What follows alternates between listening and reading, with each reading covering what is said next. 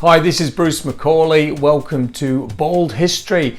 And in this series, Pop Years, we're going to take a particular year in history, look at the big events of the year, look at what's happening in the world of entertainment and popular music, and look at how the two things connect. What does it all mean? And this time we're looking at 1963.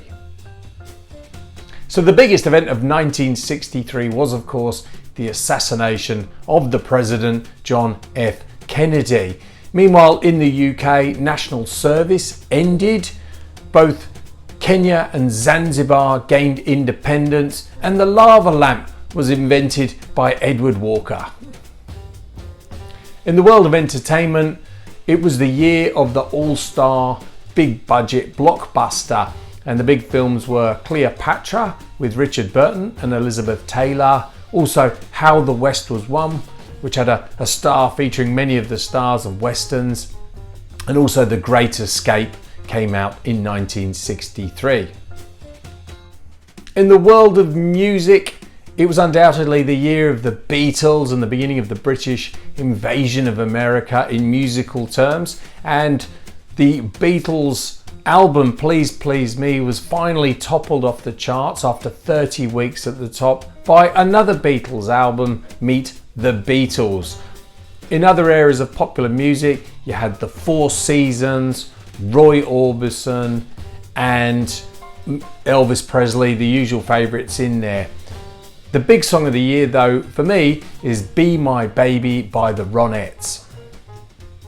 So Be My Baby is the first example of Phil Spector's wall of sound, where he used a full orchestra and a big group of session musicians to produce a song. And he had a hand-picked group of musicians that he worked with who became known as the Wrecking Crew.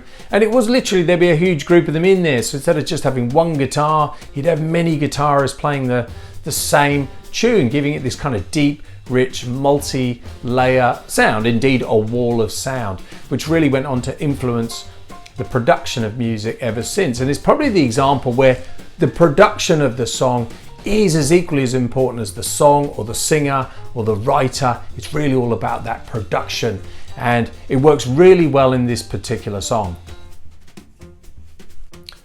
So Be My Baby has a very distinctive opening drum beat at the beginning of the song, and apparently the drummer Hal Blaine created this beat by accident. He was supposed to hit his snare drum on the 2 and the 4, and he missed the 2 because he dropped his stick. But instead of putting his hand up and redoing it, he just pretended that's what he intended to do all along and repeated the pattern, and that became that kind of opening, very famous drum intro to Be My Baby.